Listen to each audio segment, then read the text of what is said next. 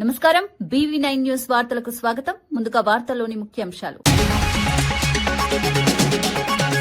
2027లో జగన్ పాదయాత్ర చేస్తుండడంపై షర్మిల స్పందన. ఈ యాత్ర ప్రజల కోసం కాదు, అధికారం కోసమేనన్న ఏపీ కాంగ్రెస్ చీఫ్. జగన్లో స్వార్థం తగ్గి ప్రజలకు సేవ చేసే గుణం పెరగాలని హితవు. అప్పటి వరకు దేవుడు కరుణించడని వ్యాఖ్యలు. ఫోన్ ట్యాపింగ్ కేసులో కేసీఆర్ కు సిట్ నోటీసులు రాజకీయ కక్ష సాధింపు చర్యనని హరీష్ రావు ఆగ్రహం. సింగరేణి కుంభకోణం నుంచి దృష్టి మరల్చేందుకే ప్రభుత్వం కుట్ర అని విమర్శలు. ప్రభుత్వ వేధింపులకు భయపడం, ప్రజలే కాంగ్రెస్ కు బుద్ధి చెప్తారని హెచ్చరిక. వరదల బాధ మరిచేందుకు లడ్డూ వివాదం తెరపైకి తెచ్చారన్న రోజా. విజయవాడ వరదలపై విఫలమై లడ్డూ రాజకీయాలు ఆడుతున్నారని వ్యాఖ్య. వరద బాధితులను వదిలి లడ్డూపై తప్పుడు ప్రచారం చేశారన్న రోజా. హిందూ ధర్మాన్ని అవమానిస్తూ లడ్డూ నాటకాలు ఆడిందని వెల్లడి. మేడారం జాతరకు శాశ్వత అభివృద్ధి పనులు పూర్తి చేశామన్న అట్లూరి. 9 నెలల్లో మేడారం మౌలిక వసతులన్నీ పూర్తి చేశామని వ్యాఖ్య. సమ్మక్క సారలమ్మ జాతరకు జాతీయ హోదా ఇవ్వాలని డిమాండ్. మేడారం అభివృద్ధికి కేంద్రం ప్రత్యేక నిధులు ఇవ్వాలని వ్యాఖ్య. విశాఖ భూములను సూట్ కేస్ కంపెనీలకు కట్టబెడుతున్నారన్న వైసీపీ. గీతం యూనివర్సిటీకి 55 ఎకరాలు అప్పగింపు వెనుక కుట్ర జరుగుతోందని ఆరోపణ. అభివృద్ధి పేరుతో విశాఖలో భూదోపిడీ జరిగిందన్న గుడివాడ అమర్నాథ్. చంద్రబాబు కుటుంబ ప్రయోజనాలకే ప్రభుత్వ భూములు దానం చేశారని వ్యాఖ్య. కూటమి ప్రభుత్వం అధికారంలోకి వచ్చినప్పటి నుంచి విశాఖలో విలువైన ప్రభుత్వ భూములను పెట్టుబడుల పేరుతో ప్రైవేటు సంస్థలకు కట్టబెడుతోందని వైఎస్ఆర్సీపీ నేత గుడివాడ అమర్నాథ్ ఆరోపించారు. తాజాగా గీతం యూనివర్సిటీకి 55 ఎకరాల భూమిని అప్పగించేందుకు ప్రభుత్వం సిద్దమవడం వెనుక సీఎం చంద్రబాబు కుటుంబ ప్రయోజనాలే ఉన్నాయని విమర్శించారు. సూట్ కేస్ కంపెనీలకు భూములు దారాదత్తం చేస్తూ ప్రజాస్వామ్య విలువలను కాలరాస్తున్నారని మండిపడ్డారు. విశాఖ నగర అభివృద్ధి పేరుతో భూదోపిడీ జరుగుతోందని, దీనిపై ప్రశ్నించేవారే లేరని ధీమాతో ప్రభుత్వం ముందుకు సాగుతోందన్నారు. ఈ నిర్ణయాన్ని తీవ్రంగా వ్యతిరేకిస్తూ రానున్న జీవీఎంసీ కౌన్సిల్ సమావేశంలో వైసీపీ కార్పొరేటర్లు గట్టిగా ప్రతిఘటన చేపడతారని స్పష్టం చేశారు. అదే 70 ఎకరాలు ఈ రోజు ప్రభుత్వ భూమిగా ఉండుంటే 7,000 కోట్ల రూపాయలు విలువైనటువంటి సంపద ఈ ప్రభుత్వానికి ఉండేది. అప్పుడు ఒక 70 ఎకరాలు, ఇప్పుడు ఒక 55 ఎకరాలు. మొత్తం కలిపి ఈ సంస్థ కేవలం చంద్రబాబు నాయుడు గారి తాలూకా నేతృత్వంలో వారి అధికారంలో ఉండగా దాదాపు 12,500 కోట్ల రూపాయలు ప్రభుత్వ ఆస్తిని కబ్జా చేసిందనేటువంటి విషయాన్ని ఈ సందర్భంగా ప్రజలకు తెలియజేస్తా ఉన్నాం. పక్కనే మీరు చూడండి, ప్రభుత్వ ఆస్తి ఆ రోజు జగన్మోహన్ రెడ్డి గారు ముఖ్యమంత్రిగా టూరిజం డిపార్ట్మెంట్ కి సంబంధించినటువంటి ప్రభుత్వ భవనాలు కేవలం 250 కోట్ల రూపాయలు పెట్టి ఈ రాష్ట్రంలో ఎక్కడా లేని విధంగా ఒక గొప్ప నిర్మాణాలు ఇక్కడ చేస్తే దీని మీద ఇదే స్థానంలో నించొని ఇదే ముఖ్యమంత్రి, ఇదే ఉప ముఖ్యమంత్రి, ఇదే ముఖ్యమంత్రి కొడుకు మన మీద ఆరోపణలు చేశారు. అది ప్రభుత్వ ఆస్తి, జగన్మోహన్ రెడ్డి గారి ఆస్తి కాదు, వైఎస్ఆర్ కాంగ్రెస్ పార్టీ ప్రభుత్వ ఆస్తి కాదు. ఈ రోజు దీని ఎదురుగా కేవలం రోడ్డు మాత్రమే మధ్యలో ఉంది. ఇక్కడ ఉన్నటువంటి గ్రౌండ్ ప్రభుత్వానికి, ఈ పక్కన ఉన్నటువంటి కాంపౌండ్ ప్రభుత్వ భూమి, ఆ వెనక ఉన్నటువంటి 50 ఎకరాల ప్రభుత్వ భూమి. ఈ రోజు ఇక్కడే 5,000 కోట్ల రూపాయల ప్రభుత్వ భూమిని కాజేస్తా ఉంటే ఈ రోజు ప్రభుత్వం మమ్మల్ని ఎవరు అడగడానికి లేదు, మమ్మల్ని ఎవరు ప్రశ్నించడానికి లేదు, మమ్మల్ని ఎవరు అడిగినా సరే నేను సమాధానం చెప్పాల్సినటువంటి పని లేదు అనేటువంటి రీతిలో ఈ రోజు వ్యవహరిస్తా ఉంది. తప్పకుండా ఈ పోరాటాన్ని ఎంత వరకైనా తీసుకుని వెళ్తాం. ఒకవేళ కాకనే కాదు అని చెప్పి రేపు ఎలాట్ చేసినా రేపు వైఎస్ఆర్ కాంగ్రెస్ పార్టీ ప్రభుత్వం వచ్చిన తర్వాత తిరిగి తీసుకునేటువంటి బాధ్యత వైఎస్ఆర్ కాంగ్రెస్ పార్టీ తీసుకుంటదనేటువంటి విషయాన్ని కూడా ఈ సందర్భంగా తెలియజేస్తా ఉన్నాం.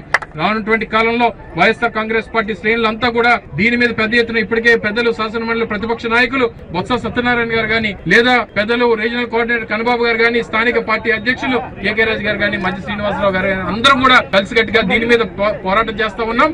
రేపు కార్యక్రమంతో పాటు రేపు జరుగుతున్నటువంటి పరిణామాలు బట్టి రానున్నటువంటి కాలంలో కూడా పెద్ద ఎత్తున దీని మీద కార్యాచరణ తీసుకుని ఒక్క గీతం సంస్థకే కాదు, రానున్నటువంటి కాలంలో ఏ సంస్థకి, ఏ ప్రైవేట్ సంస్థకి, ఏ రియల్ ఎస్టేట్ సంస్థకి వారికి కావాల్సినటువంటి ఏ సంస్థకి ఇచ్చుకున్నా సరే దాన్ని అడ్డుకునేటువంటి. కేసీఆర్ కు సిట్ నోటీసులు ఇవ్వడాన్ని మాజీ మంత్రి హరీష్ రావు తీవ్రంగా ఖండించారు. ఇది న్యాయపరమైన చర్య కాదని, పూర్తిగా రాజకీయ కక్షతో చేసిన చర్యగా అభివర్ణించారు.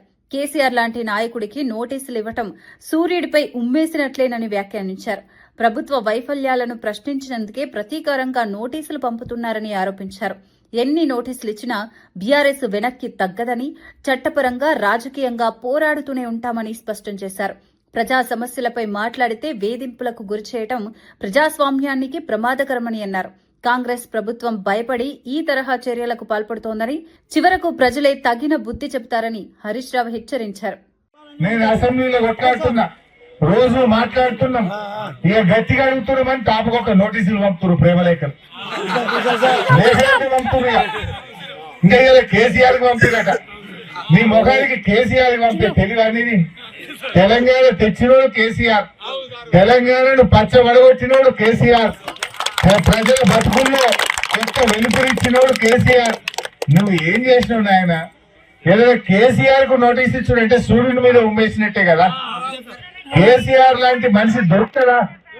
ఇవాళ గంట పెద్ద మనిషిని పట్టుకొని నీకు ఏ శాత కాక, రైతు బంధు ఏ శాత కాక, బోనస్ ఎగ్గొట్టి రుణమాఫీ చెయ్యక, ఇవన్నీ మేము అడుగుతున్నామని మాకు నోటీసులు పంపుడు.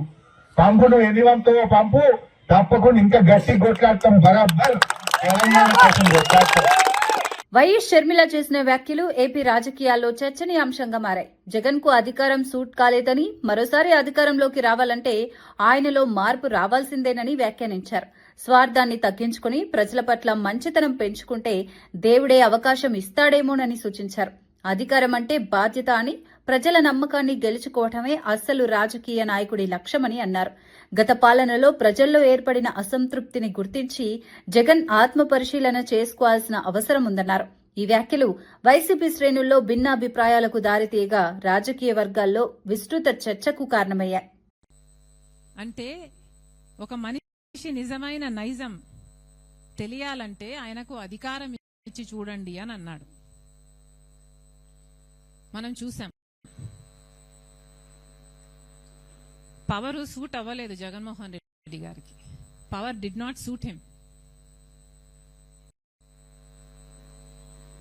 జగన్మోహన్ రెడ్డి గారి నేచర్ మారాలి, జగన్మోహన్ రెడ్డి గారి నైజం మారాలి.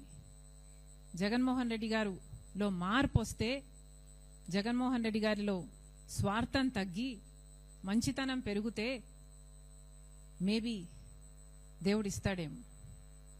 కానీ అంతవరకు దేవుడు ఆశీర్వదించడు, ప్రజలు ఆశీర్వదించరు.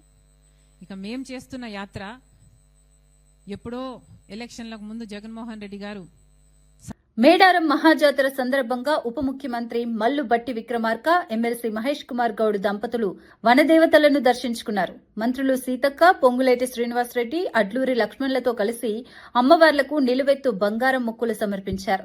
తెలంగాణ రాష్ట్రం సుఖ సంతోషాలతో అభివృద్ది చెందాలని వారు ప్రార్థించినట్లు తెలిపారు. మేడారం జాతర దేశవ్యాప్తంగా భక్తులను ఆకర్షిస్తున్న మహా ఉత్సవమని పేర్కొన్నారు. గిరిజన సాంప్రదాయాలకు ప్రతీకగా నిలిచిన ఈ జాతరకు ప్రభుత్వం పూర్తిస్థాయి మద్దతు అందిస్తోందన్నారు. భక్తులకు ఎలాంటి ఇబ్బందులు కలగకుండా అన్ని ఏర్పాట్లు చేసిన అధికారులను అభినందించారు.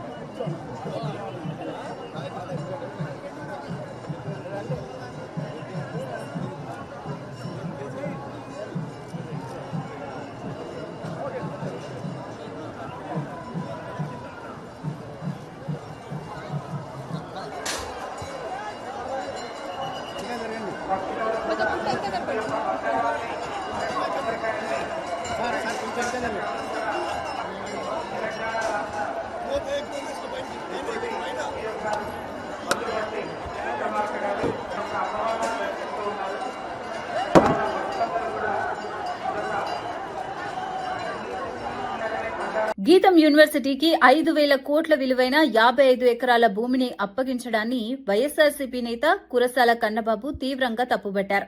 పేద విద్యార్థుల నుంచి లక్షల ఫీజులు వసూలు చేస్తున్న సంస్థకు ఇంత భారీ భూమి కేటాయించడం అన్యాయమన్నారు. గత వైసీపీ ప్రభుత్వ హయాంలో ఈ భూములపై ఫెన్సింగ్ వేసి రక్షణ కల్పించగా ఇప్పుడు చంద్రబాబు ప్రభుత్వం భూదోపిడీకి సహకరిస్తోందని ఆరోపించారు. మహాత్మా గాంధీ పేరు పెట్టి భూముల కబ్జాకు ప్రయత్నించడం సిగ్గుచేటని మండిపడ్డారు. విశాఖ ఎంపీగా ఉండి ఆంధ్ర యూనివర్సిటీని అవమానించే వ్యాఖ్యలు చేసిన వారికి ఇలాంటి లబ్ధి కల్పించడం తగదని పేర్కొన్నారు.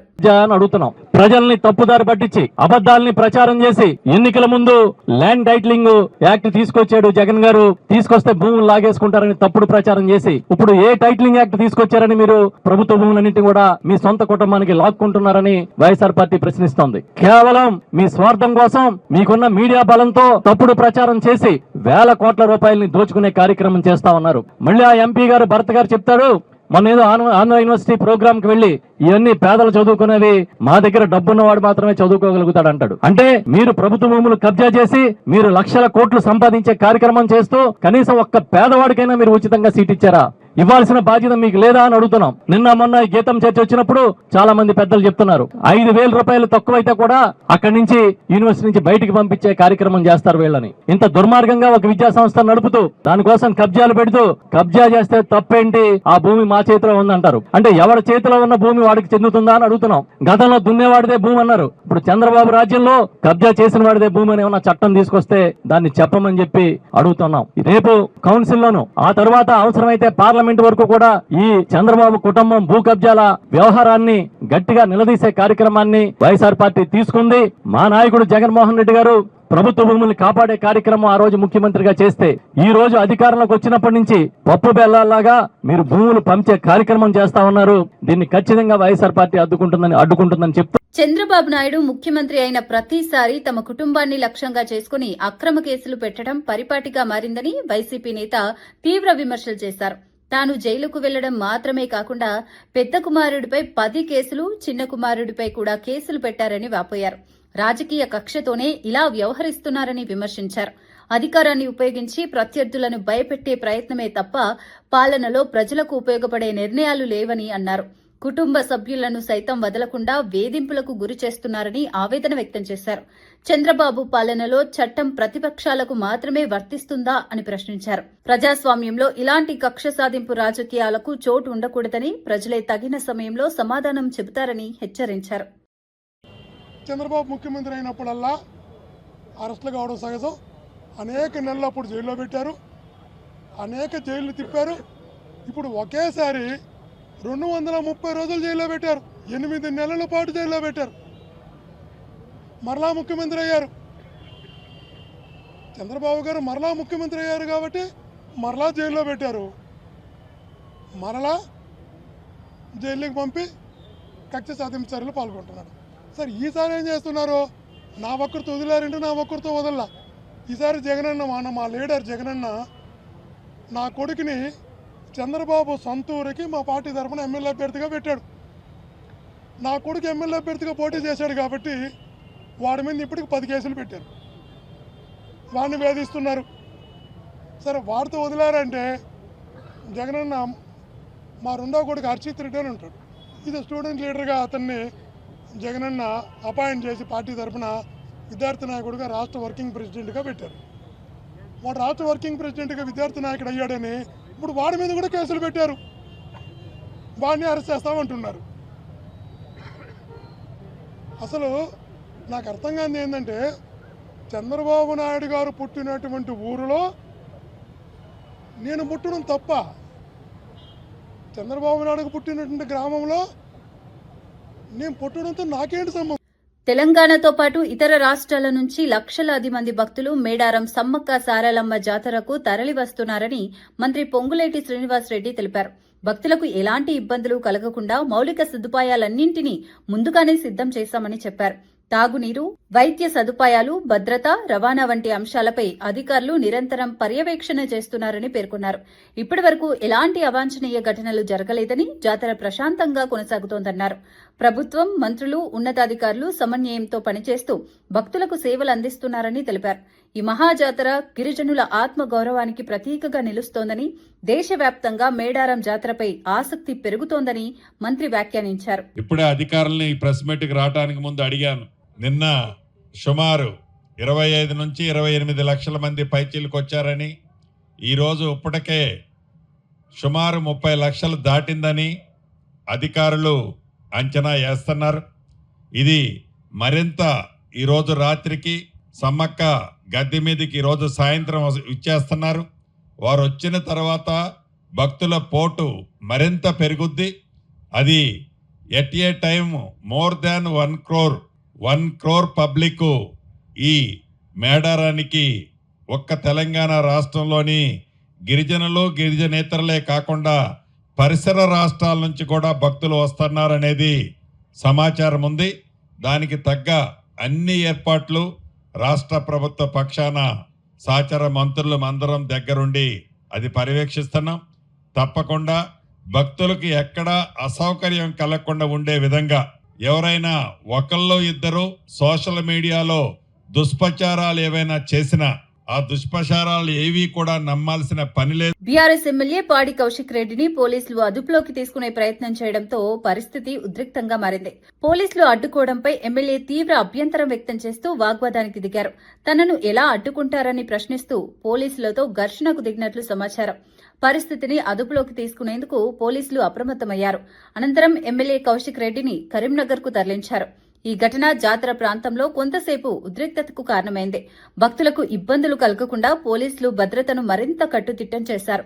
ఘటనపై రాజకీయ వర్గాల్లో చర్చలు మొదలయ్యాయి.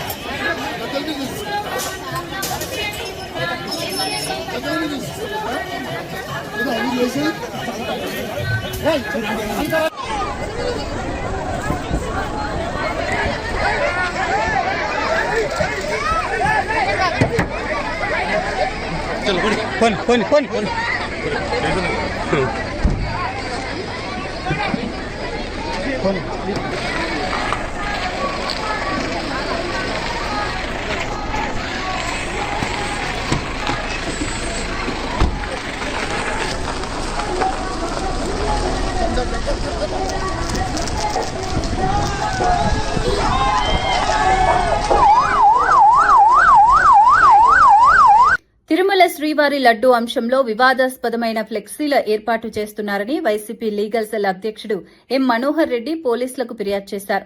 సిట్ నివేదికలో జంతువుల కొవ్వు లేదని తేలినా కూటమి నేతలు దుష్ప్రచారం చేస్తున్నారని ఆరోపించారు. సుప్రీంకోర్టు దేవుడిని రాజకీయాలకు దూరంగా ఉంచాలని చెప్పినా ఆ ఆదేశాలను కూడా బేఖాతరు చేస్తున్నారని మండిపడ్డారు. వివాదాస్పద ఫ్లెక్సీలతో ప్రజల మనోభావాలను దెబ్బతీస్తున్నారని విమర్శించారు. ఫ్లెక్సీలు ఏర్పాటు చేసిన వారిపై సీసీ కెమెరా ఫుటేజ్ ఆధారంగా చర్యలు తీసుకోవాలని డిమాండ్ చేశారు. అవసరమైతే న్యాయ పోరాటం కొనసాగిస్తామని స్పష్టం చేశారు. తిరుమల లడ్డూ అంశాన్ని రాజకీయ లబ్ధికి వాడుకోవడం తగదని పేర్కొన్నారు. దాదాపు 300 పేజీలు అనేక శాస్త్రీయంగా పరిశోధించే చేశారు. వాళ్ళు చేసిన తప్పుడు ప్రచారానికి పశ్చాత్తాపడి హిందువుల మనోభావాలను గౌరవించాల్సింది పోయి ఎదురుదాడికి దిగడం అనేది చాలా సిగ్గుచేటైన విషయం. గత ప్రభుత్వం పైన జగన్ గారి పైన ఇలాంటి విష ప్రచారం చేయడాన్ని మేము తీవ్రంగా ఖండిస్తున్నాం. ఇప్పుడు వీళ్ళు మరీ బరిదెగించినారు. సుప్రీంకోర్టు చెప్పినప్పటికీ ఎవరు దీని గురించి మాట్లాడొద్దండి అని చెప్పినప్పటికీ ఛార్జ్ షీట్ లో లేని అంశాలను బయట పబ్లిక్ గా నిస్సిగ్గుగా పోస్టర్లు వేసి వైఎస్ఆర్సీపీ నాయకత్వాన్ని బలహీనపరచాలని చూస్తున్నారు. ఇది ఖచ్చితంగా చట్టాన్ని ఉల్లంఘించడమే. ఈ పోస్టర్లు ఎవరెవరు వేశారో, ఎక్కడ తయారు చేశారో, ఆ సీసీటీవీ ఫుటేజ్లు ఇవన్నీ కూడా మా దగ్గర ఉన్నాయి. దీనికి సంబంధించి మేము పోలీస్ స్టేషన్లో కంప్లైంట్లు ఇస్తాం. ఒకవేళ పోలీసులు ఆ కంప్లైంట్లు స్వీకరించి రిజిస్టర్ చేయకపోతే మేము హైకోర్టును కూడా ఆశ్రయిస్తాం. మళ్ళీ చెప్తున్నాం, మేము ఇంత దిగజారి ఫ్లెక్సీలు ఏర్పాటు చేసి జగన్ గారిని నిందిస్తున్న వారెవరిని వదిలిపెట్టం. చట్టపరంగా కఠినమైన చర్యలు తీసుకునేదానికి వైఎస్ఆర్సీపీ లీగల్ సెల్గా వైఎస్ఆర్ కాంగ్రెస్ పార్టీగా మేము చిట్టయి సుప్రీంకోర్టు వరకు కావాలంటే అవసరమైతే మేము న్యాయ పోరాటం చేస్తామని తెలియజేస్తున్నాం. ఇలాంటి దుష్ప్రచారాలు ఇప్పటికైనా మానుకొని పరిపాలన పైన వాళ్ళు దృష్టి పెట్టి వాళ్ళు దేశవ్యాప్తంగా ప్రపంచవ్యాప్తంగా ఉన్న హిందువులకు వాళ్ళ మనోభావాలు దెబ్బతీసినందుకు క్షమాపణలు చెప్పాల్సిందిగా తెలుగుదేశాన్ని ఈ సందర్భంగా కోరుతున్నాం. ఈ ఏడాది మేడారం మహాజాతరకు భక్తుల రద్దీ గతంతో పోలిస్తే విపరీతంగా పెరిగిందని మంత్రి సీతక్క తెలిపారు. గత 40 రోజులుగా భక్తులు పెద్ద సంఖ్యలో తరలి వస్తున్నారని చెప్పారు. వచ్చిన భక్తులకు ఎలాంటి అసౌకర్యం కలగకుండా అన్ని ఏర్పాట్లు చేశామని వెల్లడించారు. ఈ మహాజాతర కోసం భారీగా నిధులు కేటాయించి అభివృద్ది పనులు చేపట్టిన ముఖ్యమంత్రి రేవంత్ రెడ్డికి కృతజ్ఞతలు తెలిపారు. రహదారులు, తాగునీరు, పారిశుద్ధ్యం, భద్రత వంటి అంశాలపై ప్రత్యేక దృష్టి పెట్టామని చెప్పారు. మేడారం జాతర తెలంగాణ గర్వకారణమని, దేశవ్యాప్తంగా గుర్తింపు తెచ్చుకుంటోందన్నారు. భక్తుల సహకారంతో జాతరను విజయవంతంగా నిర్వహిస్తున్నామని మంత్రి పేర్కొన్నారు. మరి మొదలుపెట్టిన నాటి నుంచి మాకు కూడా ఖచ్చితంగా కంప్లీట్ చేస్తామన్నటువంటి ధైర్యం, వారి అనుభవం, మాకు ఇచ్చిన సపోర్ట్ తోటి సీనన్న గారితో ఈరోజు ఇంత అద్భుతంగా మనము తీర్చిదిద్దుకోవడానికి వారి శ్రమను మరి ఆ తల్లులు సంపూర్ణంగా గుర్తించి వాళ్ళకు జరిగే పట్టాభిషేకం, వాళ్ళకు జరిగే వైభవానికి మరి ఒక సైనికుడిలా ఇక్కడ పనిచేసినందుకు మరి సీనన్న గారికి, ఎంటైర్ మా ఆదివాసీ కమ్యూనిటీ కానీ, సమ్మక్క సారలమ్మ భక్తులు అందరూ కూడా మరి కృతజ్ఞతలు తెలుపుతూ ఉన్నాం. ముఖ్యమంత్రి గారికి కూడా రుణపడి ఉంటాము. ఎందుకంటే వారు 2010 నుంచి ఈ జాతరకు వస్తున్నాడు. నాకు తెలిసి మేమిద్దరం 2009లో ఎమ్మెల్యేలమైనాం. 10 నుంచి జాతర మొదలైంది. ప్రతి జాతరలో రావడం మొదలైంది. ముఖ్యమంత్రి అయిన తర్వాత ఇంకా ఆ పట్టుదలను, ఆ భక్తిని, ఆ బంధాన్ని పెంచుకొని మరి బాధ్యతగా ఈ గుడి నిర్మాణానికి అన్ని రకాలుగా సహాయం చేసి మరి మాకు ఎప్పుడు కూడా వెన్నుదన్నుగా ఉన్నందుకు ముఖ్యమంత్రి గారికి, మా డిప్యూటీ సీఎం గారికి, భట్టి గారికి, మా ఎంటైర్ మంత్రులకు, మా జిల్లా మంత్రి సురేఖక్క గారికి, మా సోదరి, అదేవిధంగా ట్రైబల్ మంత్రి అడ్లూరు లక్ష్మణన్న గారికి, ఇక్కడ పనిచేస్తున్నటువంటి విజయవాడలో వరదల కారణంగా ప్రజలు తీవ్ర ఇబ్బందులు ఎదుర్కొంటున్న సమయంలో ప్రభుత్వం పూర్తి స్థాయిలో సహాయక చర్యలు చేపట్టడంలో విఫలమైందని వైఎస్సార్సీపీ రాష్ట్ర అధికార ప్రతినిధి రోజా విమర్శించారు. తినడానికి తిండి లేక నివాసాలు కోల్పోయి ప్రజలు అల్లాడుతున్న వేళ ఆ దృష్టిని మళ్లించేందుకే తిరుమల లడ్డూ కల్తీ అనే తప్పుడు ప్రచారాన్ని చంద్రబాబు, పవన్ కళ్యాణ్ ప్రారంభించారని ఆరోపించారు. సాక్షాత్తు వెంకటేశ్వర స్వామి లడ్డూపైనే అనవసర ఆరోపణలు చేయటం హిందూ ధర్మాన్ని అవమానించడమేనని ఆమె మండిపడ్డారు. హిందూ ధర్మ పరిరక్షకుడిగా చెప్పుకునే ప్రధాని మోడీ ఈ అంశంపై స్పందించాలని, ఇటువంటి నేతలను కూటమి నుంచి తొలగించాలని డిమాండ్ చేశారు. వరద బాధితులకు న్యాయం చేయకుండా రాజకీయ నాటకాలు ఆడటం దుర్మార్గమని రోజా వ్యాఖ్యానించారు. చచ్చిపోండి అని చెప్పి వదిలేశారు. వీళ్ల చేతగానితనానికి, ప్రజల మీద వీళ్ళకి చిత్తశుద్ధి లేకపోవటం వల్ల, వీళ్ళు సరైన సమయంలో స్పందించకపోవటం వల్ల విజయవాడ మునిగిపోయి ప్రజలు అల్లల్లాడిపోతే వాళ్ళని కాపాడాల్సిన బాధ్యత పక్కన పెట్టి ఈ డైవర్ట్ పాలిటిక్స్ తీసుకొచ్చి సాక్షాత్తు కలియుగ దైవమైన వెంకటేశ్వర స్వామి మీదే బురద చల్లే ప్రయత్నం చంద్రబాబు నాయుడు చేశాడు అంటే ఈయనని ఏమనాలో ఒకసారి ఆలోచించండి. మళ్ళీ ఈ జిల్లాలో పుట్టాడు, చిత్తూరు జిల్లాలో పుట్టి, రాయలసీమలో పుట్టి, ఈ ప్రాంతం వల్ల 4 సార్లు ముఖ్యమంత్రి అయిన చంద్రబాబు నాయుడు ఈరోజు అధికార మదంతో, అధికార అహంకారంతో ఈయన మాట్లాడుతూ ప్యాకేజీలు ఇచ్చి పవన్ కళ్యాణ్ తో కూడా మాట్లాడిచ్చారు అంటే ఇలాంటి వాళ్ళు ఇంకా అవసరమా అని అడుగుతున్నాను. మోడీ గారు, హిందూ ధర్మాన్ని పరిరక్షించే మీరు ఇలాంటి దేవుణ్ణి కూడా కించపరిచే వ్యక్తుల్ని మీ కూటమిలో పెట్టుకుంటే మీ మీదే ప్రజలకు అనుమానం వచ్చే అవకాశం ఉంటుంది. ముందు కూటమిలో నుంచి వీళ్ళని మెడబట్టి బయటకు గంటండి, తర్వాత వీళ్ళ మీద కేసులు పెట్టి కోర్టులో వీళ్ళని దోషులుగా నిలబెట్టండి. వీళ్ళు చేసిన తప్పుకి పనిష్మెంట్ ఇవ్వండి అని కూడా మనస్ఫూర్తిగా కోరుకుంటున్నా. ఎందుకంటే తండ్రి లాంటి సాక్షాత్తు మామగారైన ఎన్టీఆర్ గారినే తన పదవి కోసం శ్రీలోలుడిగా చిత్రీకరించి ఆయన చావుకు కారణమైన చంద్రబాబు నాయుడికి రాజకీయం కోసం దేవుణ్ణైనా మోసం చేయగలడనేది మరోసారి ప్రూవ్ చేసుకున్నాడు. ఇంత దరిద్రమైన పొలిటీషియన్ ఈ దేశంలో ఎవరూ లేదు అని కేసీఆర్ గారు ఎప్పుడు చెప్తారే అదే నిజమని మరోసారి ప్రూవ్. మేడారం సమ్మక్క సారలమ్మ మహాజాతరకు రాష్ట్ర ప్రభుత్వం అన్ని విధాలా విస్తృత ఏర్పాట్లు చేస్తుందని మంత్రి అడ్లూరి లక్ష్మణ్ కుమార్ తెలిపారు. ఈసారి చేపట్టిన అభివృద్ది పనులు తాత్కాలికంగా కాకుండా శాశ్వత ప్రాతిపదికన జరిగాయని స్పష్టం చేశారు.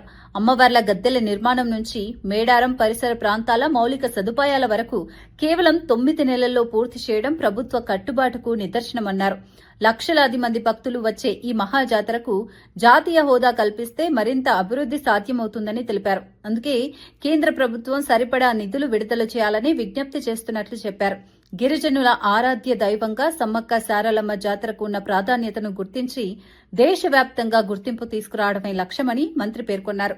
గౌరవనీయులు కేంద్ర ట్రైబల్ శాఖ మంత్రులు జోవెల్ గారు, అదేవిధంగా మన తెలంగాణ రాష్ట్రం నుంచి కేంద్ర మంత్రివర్యులుగా ఉన్నటువంటి గౌరవనీయులు పెద్దలు కిషన్ రెడ్డి గారు, స్థానిక శాసనసభ్యురాలు మంత్రివర్యులు సీతక్క గారు, గౌరవ ముఖ్యమంత్రి గారు ఇచ్చినటువంటి బాధ్యత, మా ఇన్ఛార్జ్ మినిస్టర్గా పెద్దలు పొంగులేటి శ్రీనివాసరెడ్డి గారు కేవలం 9 నెలలనే సమ్మక్క సారలమ్మ జాతర గద్దెల పునర్నిర్మాణం కానీ, అదేవిధంగా మౌలిక సదుపాయాల విషయం లోపల వారికున్న అనుభవాన్ని బట్టి మన పెద్ద ఎత్తున లక్షలాది మంది ప్రజలకు ఇబ్బంది జరగకుండా మా మీడియా మిత్రుల సాక్ష్యం అని చెప్పి మనవి చేసుకుంటూ, నేను మా ट्राइबल डिपार्टमेंट तरफ ना हमारे जोयल साहब का मैं एक रिक्वेस्ट है साहब, ये फेस्टिवल नेशनल फेस्टिवल के साथ हम दरकार आपको रेपुटेशन दे रहे साहब, और एक सब नेशनल फेस्टिवल के वास्ते जातीय फेस्टिवल के वास्ते हम रिक्वेस्ट कर रहे हैं साहब. और एक रिक्वेस्ट है साहब, हमारा ट्राइबल डिपार्टमेंट की तरफ से बहुत गवर्नमेंट ऑफ इंडिया का फाइनेंशियल सपोर्ट, फाइनेंशियल एडेड का फंड्स रिलीज करने के लिए हमको रिप्रेजेंटेशन दे रहे साहब. हम हमारा चीफ मिनिस्टर की तरफ से, हमारा सरकार की तरफ से आप बहुत बहुत शुक्रिया साहब. हम इन्विटेशन 10 दिन के पीछे हम पर्सनली इन्विटेशन दिए, तो हम दिल्ली से आप हमारा किशन रेड्डी साहब दोनों हमारा సమ్మక్క సారక్క జాతర ఆనే के लिए మోస్ట్ వెల్కమ్. తిరుమల లడ్డూ తయారీలో ఉపయోగించిన నెయ్యిపై జరుగుతున్న ఆరోపణలపై వైవి సుబ్బారెడ్డి కీలక వ్యాఖ్యలు చేశారు. 2024 జులైలో సరఫరా చేసిన నెయ్యిలో కల్తీ జరిగినప్పటికీ జంతుకొవ్వు లేదని సిట్ తుది ఛార్జిషీట్ స్పష్టంగా తేల్చిందని తెలిపారు. వైసీపీ హయాంలో వచ్చిన 4 ట్యాంకర్ల నెయ్యిలో కూడా ఎలాంటి జంతుకొవ్వు కలవలేదని సిట్ నిర్ధారించిందన్నారు. ఆ నెయ్యిని ఇతర రూపంలో టీటీడీకి సరఫరా చేసి లడ్డూ తయారీలో ఉపయోగించారని వెల్లడించారు. తనపై అలాగే వైఎస్సార్సీపీ అధినేత జగన్మోహన్ రెడ్డిపై చేసిన అవినీతి ఆరోపణలకు కూటమి ప్రభుత్వం సమాధానం చెప్పాలని ఆయన డిమాండ్ చేశారు. ఆధారాలు లేని ఆరోపణలతో భక్తుల మనోభావాలను దెబ్బతీయడం తగదని అన్నారు. 2024 జూలైలో సప్లై చేసిన ఘీలో జంతు కొవ్వు ఉందా, లేకపోతే ఆ ఘీ కల్తీ అయి ఘీయా, లేదా జంతు కొవ్వు కల్తీ అయిందా అనేది నిర్ధారణ చేయాలని, ఒకవేళ జంతు కొవ్వు కలిసినట్టే ఆ ఘీని, ఆ నెయ్యిని స్వామివారి ప్రసాదాలు చేయటంలో కానీ, లడ్లు తయారు చేయటంలో కానీ వాడారా లేదా అని నిర్ధారణ చేయాలని చెప్పి సిట్టు ప్రధానంగా పేర్కొంది. కానీ నిన్న ఛార్జ్షీట్ సబ్మిట్ చేసిన దానిపైన చూస్తే నెయ్యి కల్తీ జరిగింది, దాంట్లో జంతు కొవ్వు అయితే లేదని చెప్పి చాలా స్పష్టంగా చెప్పడం జరిగింది. అదే సిట్ ఛార్జ్షీట్ ఫైల్ చేసిన రిపోర్ట్లో జూలైలో ఏదైతే చంద్రబాబు నాయుడు గారు జంతు కొవ్వు కలిసిన ఘీని వైసీపీ హయాంలో సప్లై చేశారు అని ఏదైతే జూలైలో వచ్చిన ఘీ శాంపిల్స్లో ఉంది అని చెప్పారో, అది అల్టిమేట్గా నిన్న ఫైల్ చేసిన ఛార్జ్షీట్లో కూడా ఆ 4 ట్యాంకర్స్లో కూడా జంతు కొవ్వు లేదని రిపోర్ట్ వచ్చిందని ఛార్జ్షీట్లో మెన్షన్ చేశారు. మరి ఆ 4 ట్యాంకర్స్ కూడా మళ్ళా వేరే రూపాన టీటీడీకి సప్లై చేసి నెయ్యి లడ్డూల తయారీలో కూడా వాడటం జరిగింది. దీనికి ప్రభుత్వం ఏం సమాధానం చెప్తారు? ఎందుకంటే ఎంతోమంది భక్తుల మనోభావాలకు సంబంధించిన అంశం ఇది. ఆ రోజేమో ఆ విధంగా ఏదైనా కాన్ఫరెన్స్తో ప్లాన్ చేసుకొని గత ప్రభుత్వంపై దుమ్మెత్తి పోయాలి అని ఒక దురుద్దేశంతో ఆ రోజు ఆ విధంగా మాట్లాడారా? మళ్ళీ ఇప్పుడు ఏ విధంగా అయితే ఆ అడల్టెడ్ ఘీని మళ్ళా వాడారా? ఈ అంశాలపై కూడా స్పష్టత రావాలని చెప్పి నేను ఈ సందర్భంగా కోరుకుంటూ ఉన్నాను. తిరుమల లడ్డూ నెయ్యి విషయంలో చంద్రబాబు, ఆయన కుమారుడు పవన్ కళ్యాణ్ కావాలని అబద్దాలు ప్రచారం చేశారని వైఎస్సార్సీపీ ప్రధాన కార్యదర్శి నందమూరి లక్ష్మీపార్వతి తీవ్రంగా విమర్శించారు. సీబీఐ సిట్ ఛార్జిషీట్తో అసలు నిజాలు బయటపడ్డాయని, నెయ్యిలో ఎలాంటి జంతు కొవ్వు లేదని స్పష్టంగా తేలిందని తెలిపారు. అయినా చంద్రబాబు పశ్చాత్తాపం లేకుండా మాట్లాడటం రాజకీయ దిగజారుడుకు నిదర్శనమన్నారు. గతంలో జగన్మోహన్ రెడ్డి, టీటీడీ మాజీ చైర్మన్లపై చేసిన ఆరోపణలు పూర్తిగా అసత్యమని సిట్ నిర్ధారించిందన్నారు. భక్తుల విశ్వాసాన్ని రాజకీయ లాభాల కోసం వాడుకోవటం అత్యంత నీచమని వ్యాఖ్యానించారు. ఈ వివాదంలో చంద్రబాబు మరోసారి ప్రజల ముందు దొరికిపోయారని లక్ష్మీపార్వతి ఘాటు వ్యాఖ్యలు చేశారు. అప్పటికప్పుడే తేటతెల్లం కావట్లేదా? నువ్వు ఇచ్చినటువంటి అనేక విషయాల మీద, అదేవిధంగా రైతు పుస్తకాల మీద కూడా, మరి దాని మీద నువ్వు చేసిన ప్రచారం మొన్న ఏమైంది? అది కూడా తేటతెల్లం అయిపోయింది. జగన్ గారు చేసిన మంచి పని అని చెప్పి వచ్చింది. మరి ఇట్లాంటి అబద్ధాలు ఆడుతున్నప్పుడు, అవి రుజువులు అవుతున్నప్పుడు, ఆ నిజాలు బయటకు వస్తున్నప్పుడు నువ్వు సిగ్గుపడాలా? పడవుగా. ఎందుకంటే నీకు సిగ్గు అనేది నీ పుట్టుకలోనే లేదు గనుక, నీకు అసలు ఆ విధమైనటువంటి ఆత్మాభిమానం కించిత్తు కూడా లేదు గనుక, నీ చెప్పాలంటే ప్రజల దురదృష్టం కొద్దీ నువ్వు మళ్ళీ పరిపాలనలోకి వస్తూ ఉన్నావు. ఎన్ని అడ్డదారులు దొక్కుతావో దానికి అందరికీ తెలుసు. ఎన్ని పార్టీల కాళ్ళు పట్టుకుంటావో. నీ నీచమైన బ్రతుకు అంతే కదా. దేవుళ్ళంటే ఎన్టీఆర్ని పట్టన పెట్టుకున్నావు, ఆ రోజు వెన్నుపోటు పొడిచావు, చెప్పులేయించావు. ఆ రోజు దాన్ని మైపుచ్చడానికి లక్ష్మీపార్వతి మీద నిందలేయించావు. ఇదే పచ్చ మీడియాని పెట్టుకొని అడ్డంగా పెట్టుకొని అబద్ధాల మీద అబద్ధాలు. ఇప్పటికీ అదే అబద్ధాలు లక్ష్మీపార్వతి మీద చేస్తున్నావు. తర్వాత నీ కొడుకు లాంటి జగన్మోహన్ రెడ్డి అద్భుతమైన పరిపాలన చేస్తే ఆయన మీద ఇక మొదలు పెట్టావు. జైలు పంపించావు. మరి 16 నెలలు జైల్లో పెట్టావు. అయినా కూడా రాజశేఖర్ బిడ్డ గనక, ధైర్యవంతుడు గనక నిలబడి నీ కుట్రలు కుయుక్తులన్నీ ఎదుర్కొని వచ్చి స్వయంగా ఎవరి సాయం లేకుండానే అతను ముఖ్యమంత్రి కాగలిగాడు, ఈ రాష్ట్రానికి ఎన్నుకోబడ్డాడు. మొన్న జరిగిన ఎలక్షన్ మళ్ళీ జగన్ గెలుస్తాడని చెప్పి ఈవీఎంల ద్వారా మోసం చేసి ఎలక్షన్ కమిషన్ గుప్పిట్లో పెట్టుకొని మళ్ళా మొన్న గెలిచి వచ్చి ఇది ఒక గెలిపేనంసి. ఇంత హీనమైన బ్రతుకు ఎవ్వరూ కూడా ఈ చరిత్రలో ఇంతవరకు కూడా మేము చూడలేదు. నిజంగా చంద్రబాబు ఛీ, నిజంగా ఛీ. ఇట్లా తిట్టాలనిపిస్తుంది. ఏ పదాలు, ఎందుకంటే నాకు పరుష పదాలు రావు గనక ఇక ఈ భాష చీ అనే పదం కంటే కూడా ఇంకా హీనమైన పదం ఇంకొకటి ఉంటుందని నేను అనుకోను. వార్తలు ముగించే ముందు ముఖ్యాంశాలు మరోసారి. 2027లో జగన్ పాదయాత్ర చేస్తుండడంపై షర్మిల స్పందన. ఈ యాత్ర ప్రజల కోసం కాదు, అధికారం కోసమేనన్న ఏపీ కాంగ్రెస్ చీఫ్. జగన్లో స్వార్థం తగ్గి ప్రజలకు సేవ చేసే గుణం పెరగాలని హితవు. అప్పటి వరకు దేవుడు కరుణించడని వ్యాఖ్యలు. ఫోన్ ట్యాపింగ్ కేసులో కేసీఆర్ కు సిట్ నోటీసులు రాజకీయ కక్ష సాధింపు చర్యనని హరీష్ రావు ఆగ్రహం. సింగరేణి కుంభకోణం నుంచి దృష్టి మరల్చేందుకే ప్రభుత్వం కుట్ర అని విమర్శలు. ప్రభుత్వ వేధింపులకు భయపడం, ప్రజలే కాంగ్రెస్ కు బుద్ధి చెప్తారని హెచ్చరిక. వరదల బాధ మరిచేందుకు లడ్డూ వివాదం తెరపైకి తెచ్చారన్న రోజా. విజయవాడ వరదలపై విఫలమై లడ్డూ రాజకీయాలు ఆడుతున్నారని వ్యాఖ్య. వరద బాధితులను వదిలి లడ్డూపై తప్పుడు ప్రచారం చేశారన్న రోజా. హిందూ ధర్మాన్ని అవమానిస్తూ లడ్డూ నాటకాలు ఆడిందని వెల్లడి. మేడారం జాతరకు శాశ్వత అభివృద్ధి పనులు పూర్తి చేశామన్న అట్లూరి. 9 నెలల్లో మేడారం మౌలిక వసతులన్నీ పూర్తి చేశామని వ్యాఖ్య. సమ్మక్క సారలమ్మ జాతరకు జాతీయ హోదా ఇవ్వాలని డిమాండ్. మేడారం అభివృద్ధికి కేంద్రం ప్రత్యేక నిధులు ఇవ్వాలని వ్యాఖ్య. విశాఖ భూములను సూట్ కేస్ కంపెనీలకు కట్టబెడుతున్నారన్న వైసీపీ. గీతం యూనివర్సిటీకి 55 ఎకరాలు అప్పగింపు వెనుక కుట్ర జరుగుతోందని ఆరోపణ. అభివృద్ధి పేరుతో విశాఖలో భూదోపిడీ జరిగిందన్న గుడివాడ అమర్నాథ్. చంద్రబాబు కుటుంబ ప్రయోజనాలకే ప్రభుత్వ భూములు దానం చేశారని వ్యాఖ్య. ఇవి నాటి వార్తా విశేషాలు. మరో బులెటిన్లో మళ్ళీ కలుద్దాం. నమస్కారం.